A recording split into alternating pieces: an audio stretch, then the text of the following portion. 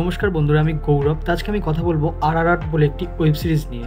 এই ওয়েব সিরিজটি বাংলাদেশে মুক্তি পেয়েছে বিঞ্জ বলে একটি অ্যাপে। তাই আমি বলবো কেমন হয়েছে। তা এই ওয়েব সিরিজটি পরিচালনা করেছেন বিকি জাহেদ, ঠিক আছে। তা এখানে মুখ্য চরিত্রে অভিনয় করেছেন মেহেজাবিন ও শ্যামল মলা, যাই হোক শ্যামল নাম। তিনি আরও অনেক ওয়েব সিরিজ করেছে মেহেজাবিনের সাথেই জুটি করে। তা আমি বলবো এদের কাজগুলো কিন্তু ভালো হয়। আর বিকি জাহেদ কীরকম মাপের ডিরেক্টর সেটা তো তোমরা জানো। কিন্তু তার কিছুদিন আগে একটা কাজ এসেছিলো টিকিট বলে, সেই কাজটি আমি একটুখানি দেখেছি, আমি দেখিনি। আমার ভালো লাগেনি প্রথমেই, তা আমি পুরোটা দেখিনি। তা আমি বলবো এই ওয়েব সিরিজটা RRR এটা কি খুব ভালো হয়েছে, কি এটা কি বিকি জাহেদ স্ট্যান্ডার্ড হয়েছে, এবার সেটা নিয়েই কথা বলবো। আমি বলবো আমার একদম ভালো লাগেনি। হ্যাঁ, যে আমার কিছু কিছু জায়গা ভালো লেগেছে, কিন্তু তাছাড়া আমার একদম কিন্তু ভালো লাগেনি এই ওয়েব সিরিজটা। এই ওয়েব সিরিজটাকে যেরকম জনরার এটাকে বলা যায় থ্রিলার জনরা তো রয়েছে, বিকি জাহেদ তো থ্রিলার জনরারই করে। তা লাস্টে গিয়ে যেই টুইস্টটা দেবে, আমি প্রথমেই বলছি, লাস্টে গিয়ে যেই টুইস্টটা দেবে সেটা না আমার পুরো বেকার লেগেছে। এবার অনেক অভিনয় আছে, দেখো অনেক কিছু কিছু জায়গায় আছে তোমাকে কিন্তু টান দিয়ে রাখবে বা তোমার স্ক্রিন প্রেজেন্স কিন্তু ভালো লাগবে, ঠিক আছে।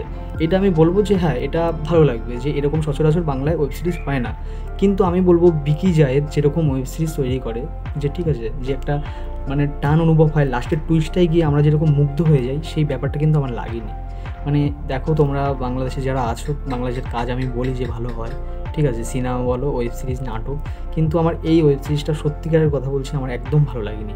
আর লাস্টের যেই টুইস্টটা দিয়েছে সেটা পুরো কোনো লজিকহীন, আমার পুরো ভালোই লাগেনি সত্যিকারের কথা। আমার এটাকে না কী করেছে, যে নিয়ে যাচ্ছে একটা ঘটনা নিয়ে যাচ্ছে লাস্টে গিয়ে, আর এই সিনেমার RRR নামটা হয়েছে, সেটার সাথে তো মিল করতে হবে, সেইটার জন্য কীভাবে একটা টুইস্ট দিয়ে দিল। আমার যেই টুইস্টটা ফালতু লেগেছে, আর যাকে দিয়ে টুইস্টটা দিয়েছে এমন এমন কিছু দেখো ঘটনা আছে এইসব সিনেমাতে, এরকম হয় যে একটা মানুষকে দেখানো হবে, তার উপর আমরা বিশ্বাস করব, সেরকম একটা পুল আপ থাকবে যে আমরা তাদেরকে বিশ্বাস করব। এবার যখন ডিরেক্টর দেখাবে যে সে লাস্টে গিয়ে সেই হচ্ছে কালপ্রিট, তাহলে কিন্তু আমরা টুইস্টটা অবাক হয়ে যাই যে এই এতগুলো খুন করলো, বা এরকম টাইপের কিছু ঘটনা ঘটে। তাকে প্রথম দেখলাম, শেষে গিয়ে সেটা বোঝাই যাচ্ছিল। আমি বলবো শেষের কিছুক্ষণ আগে পর্যন্ত আমার সত্যি বোরিং লাগছিল এটা দেখে, ঠিক আছে। আমি সচরাচর কিন্তু আর্ট ফিল্ম বা এই থ্রিলার জনরার ওয়েব সিরিজ খুব ভালো লাগে। তারপরে আর একটা বাচ্চাকে নেওয়া হয়েছে, সেই বাচ্চাটার অভিনয় সত্যি খুব ভালো, কিন্তু আমি বলবো সেই বাচ্চাটা হাত কাটছে, সেই বাচ্চাটা চিৎকার করছে, কেন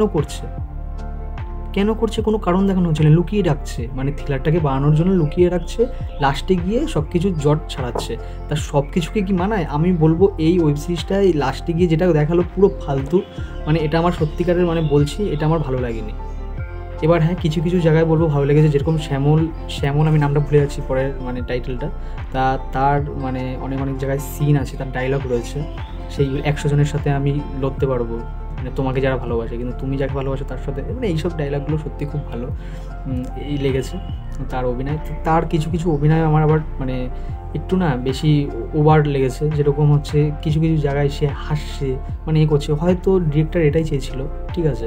তা আমি বলবো পুরোপুরি ডিরেক্টরেরই দোষ। বিকি জাহেদ তিনি খুব ভালো পুণ্যজন্ম 2, পুণ্যজন্ম 3 করেছিল, পুণ্যজন্ম 4 না তিনি ডুবিয়ে দিয়েছিলেন, কারণ যখন এটা চলে আসে, যখন এটা কামাতে হবে তখন আর হয় না। প্রথম 3টে পার্ট খুব ভালো হয়েছিল, তা আমি বলবো এইটাও মোটামুটি অ্যাভারেজ, ঠিক আছে, কিন্তু খুব যে বিশাল আহামরি সেটা না। টিকিটটা তো আমি বলবো প্রথমে ছেড়ে আর ভালোই লাগেনি, আমার সত্যিকারের কথা ভালোই লাগেনি। তা আমি তাও ভেবেছিলাম যে বিকি জাহেদের কাজ তার ভালোই হবে। তা আমি আজকে দেখলাম, আমি সত্যিকারের কথা বলছি, আজকেই দেখলাম, তো দেখে এখনই আমি রিভিউ করছি। আমি বলবো আমার ভালো লাগেনি। শেষে গিয়ে তো একটা দেখি ইউনিভার্স করার চেষ্টা করেছে বিকি জাহেদ ইউনিভার্স। তা আমি বলবো যেই ক্যারেক্টারটিকে লাস্টে এনেছে, তা এখন বললে অসুবিধা হবে না, যে মেহেজাবিন, আমি ভুলে যাচ্ছি নামটা, মেহেজাবিন আর সাইলেন্স, হ্যাঁ এরকম একটা ছিল যে বিকি জাহেদই ডিরেক্ট করেছিল। তো মেহেজাবিন আর শ্যামলী ছিল, সেখানে মুখ্য চরিত্রে অভিনয় করেছিলেন সজল।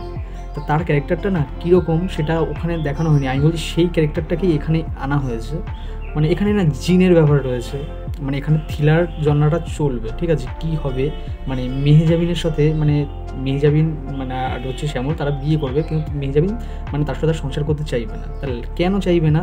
এবার ছেলেটি ভাববে যে মেহজাবিন কারোর সাথে পরকীয়া করছে, সেই ছেলেটিকে সেটাই ধরতে পারবে না। আর যারাই এটা খুঁজে বের করার চেষ্টা করছে তারা এক এক করে মারা যাচ্ছে।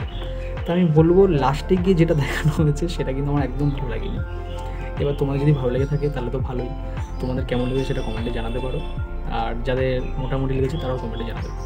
আর আমার ভিডিওটা যদি ভালো লেগে থাকে তাহলে লাইক, শেয়ার এবং সাবস্ক্রাইব করো। তাহলে দেখা হচ্ছে পরের ভিডিও।